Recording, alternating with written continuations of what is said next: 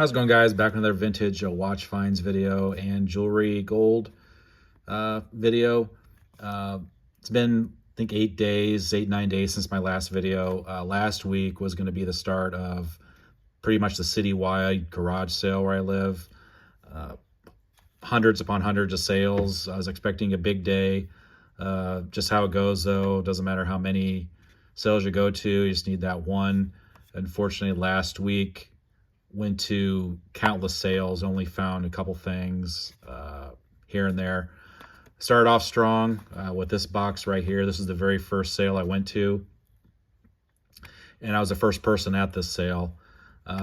Their prices were really cheap. Walked around, grabbed a couple things, and I took this box up to them. I asked them if it was $2 for a ring, which I thought it was, or, she said no, $2 for all of it. So couldn't believe the price based on what you kind of look in here. Kind of a no-brainer to buy this for $2. You never know what's going to be in it.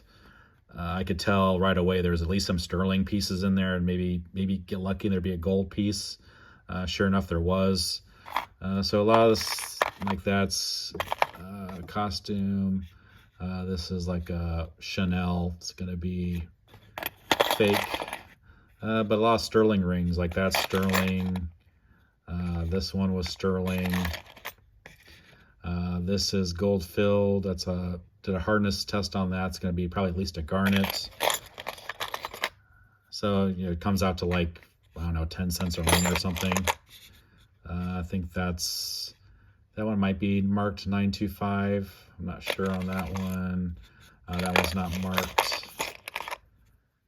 This one was marked 925. This one is also marked 925. This one was marked 925. This one is gold filled. This is marked sterling, and that's probably a little piece of turquoise maybe there. This is not marked at all. I did a hardness test on that. That does test hard, so I'm not sure if that's actually a sapphire or not. Costume piece there, but there was actually one gold ring in there. It's right here. I can tell when I picked it up that there was a good chance that might be gold, just because if you see the back of the band right there, it's really thin from wear. And then sure enough, you look in there, it says 18K. So 18 karat gold ring. That's probably a sapphire in that. My wife did look this up, and she believes it's going to be from the Victorian period. So very nice batch right away. First sale of the day, $2 for all that. Amazing find. And then, like I said, not the greatest of weekends for how many sales there were. Just got a handful of watches. First, all these watches were like $5 and under. Most of them, there's only 4 of them. I think the Citizen, I'm going to show you, I paid $5, but the rest of these were like $1 or $2. So have this Emeritus watch, kind of like a boy size. The crown does not want to come out. Watch does wind and does run. So have that, probably a gold filled bezel on that. Have this Gruen Verithin, non-running. And it's just gold filled, like a stainless steel back on that. And then this is the Citizen. So it's a Eco Drive, probably from the early 2000s. Does have some scratches on it. I did list this on a Facebook Marketplace, and I do have I had a couple messages about it. So I listed that for $40. So I'm expecting to get $25 to $40 for something like that. Probably get a little bit more if I would polish, get a lot of the scratches off. But have the Citizen there. And then have this Pulsar in the box. The box is not complete. It's missing some of the box. But it is going to be pretty much a new old stock. Has my fingerprints on it. Pulsar, probably from the late 80s, early 90s. Still has the sticker on the back. I sold just recently a similar pulsar with a gold plated or gold tone bracelet for $55. So I expect this one to probably sell about the same. These take a little bit to sell. You know, I think the last one I had was listed for a couple months before it sold. But these tank watches in really nice condition do sell. So have that. And then just yesterday, because of Memorial Day, there's only a handful of sales, and the sales I did go to were about 45 minutes away in a different town. The town I live in, there was, I think, only a couple sales, but the town I went to is kind of like a resort town, a lot of lakes. So I think because of the weekend, they open up their town, have a town-wide sale. So I went up there. It rained. So in the past, when I go up there, there might go to 60 to 70 sales. There was maybe 20 in the whole town. But like I said, it doesn't matter the quantity, it's the quality. And the one house I hit, amazing find. I'll show you that last. Again, this town, yesterday, the first sale I went to, found these, $2, these earrings. And right up there, you're probably not going to be able to read it. Up there, it says 585, and that's going to be 14 karat gold. The weight on that, scrap value is $160 in scrap. Again, that was $2 for those. When you guys see stuff like this, just buy it. It was $2 for this. I opened it up, but I could say it had some vintage jewelry in there. You never know, it could be gold. So for $2, take a chance. Some people I know will sit there and go through all this stuff, but for $2, why? But some really nice pieces in here. Have these little pixie cufflinks, and they're going to be marked sterling for both of those. And then this was in the very bottom. I didn't see this when I opened it up at first. Going to have this Mercury dime little pendant. So I'm guessing this might be sterling too. And then these sterling pearls and baskets. So I did see a similar set on eBay, and they're asking $165 or best offer. Realistically, I don't think these are worth anything near that. So I might, if I do list these, might put them on there for $99 or best offer and keep lowering the price and still until somebody bids on them. Then I looked at all the rest of the stuff. It's mostly just going to be gold filled, gold plated stuff. These were kind of interesting though. This set, looked on eBay, and it's like these myself around 25 to 30 range for that set. So $2, a great deal on that stuff. Like I said, when stuff is so cheap, I don't even look at it. I just buy it and then get home and look at it. I set up at flea markets a couple times in the summer, and I figure at least get my money back selling at the flea market. And then one of the later sales in the day, I think I found this stuff at noon, maybe a little bit after. That's why you always have to ask people.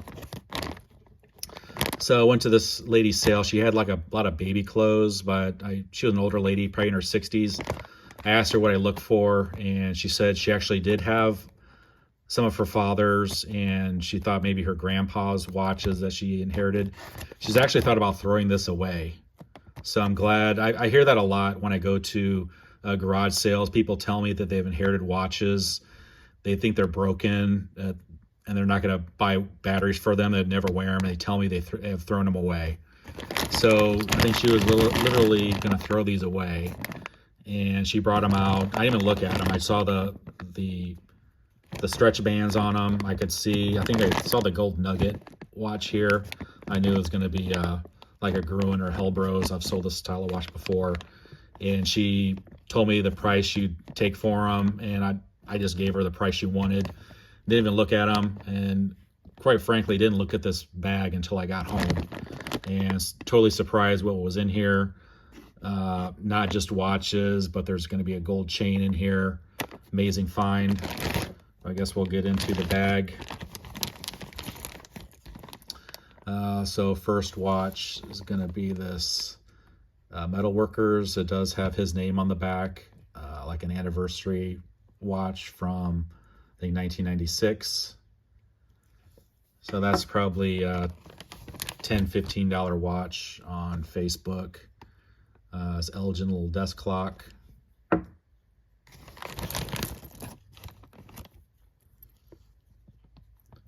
Have this Wenger military, like Swiss Army type watch. Something like that. If it does work with the battery, it's probably like a $40 watch.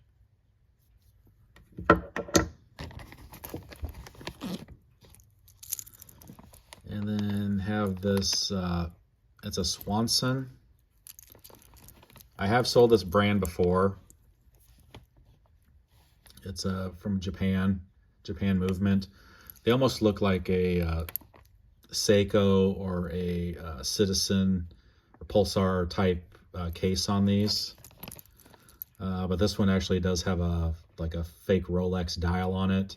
Swanson does, their watches do have red dials, but I'm not sure if this was custom made with this fake Rolex dial on it or Swanson actually did this. I'm not sure.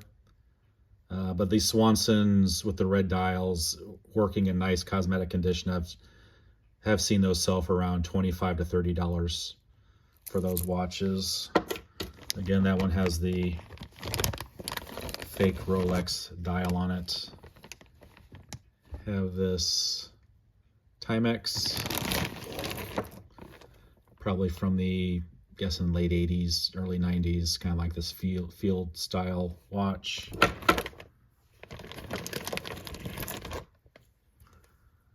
Probably the second best watch in the group is going to be this Bulova.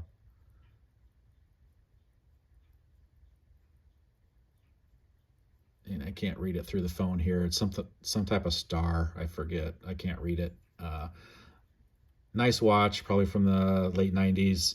But this is going to be probably at least 10 or 14 karat gold. This little service award.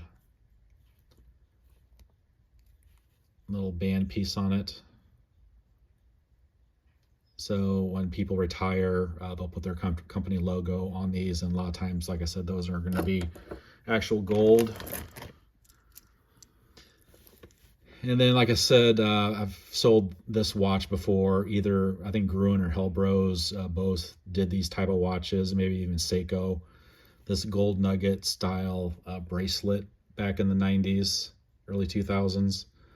This is the diamond version, so it's probably a little diamond chip on that.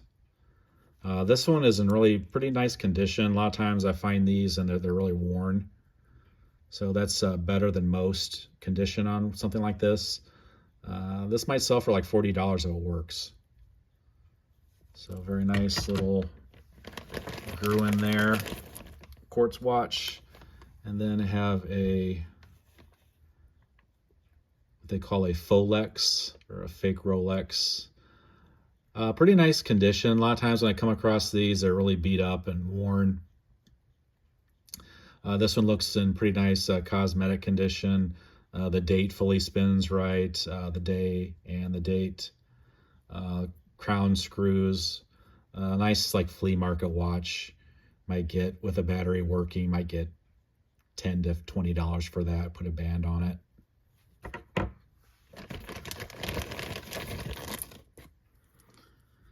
And then have a Timex. There it is. So I have this Timex 1972. It does want to tick. I'll put some oil on this. See if I can get it to work. Pretty nice condition on that. A lot of time these are really chewed up, have a lot of wear, pitting on them. That one's pretty nice on that.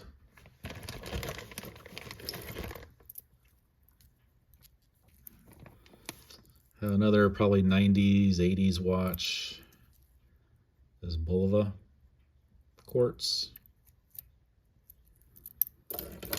And then the best watch of the group, really surprised this was in there. So have a Longines stainless steel watch, probably from the 60s, automatic. I did clean this up a little bit already. It was really filthy, a lot of grime around the bezel, a lot more scratches. I've polished it a little bit, and the back was just caked in dirt. So all stainless steel, Longines, and you can see the watch is running. Really nice find there. It's probably a $200 to $300 watch. And the most valuable pieces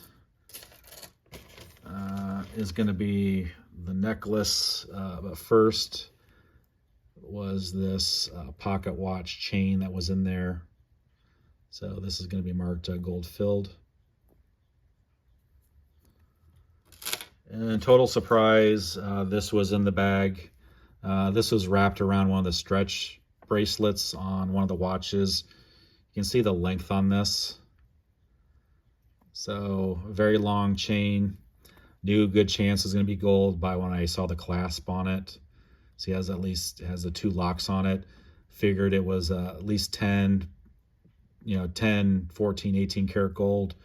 Hit the jackpot on this. This is actually marked 18K. So 18 karat gold chain. The weight on this is almost 11 grams. And the melt value, just for gold content, is like $860. So tremendous. One of the biggest single pieces of gold I've found in a couple years. So tremendous find on that. So again, I want to thank you guys for watching. I've hit the 3,000 subscriber mark, a little bit over that now. I want to thank you guys that have subscribed. If you guys haven't subscribed, please subscribe, and you'll get notified of my future videos. 3 estate sales tomorrow. Can't guarantee I'm going to find anything. If I do find something, I'll post the next video probably next Friday or Saturday. Again, I want to thank you guys, and see you next time.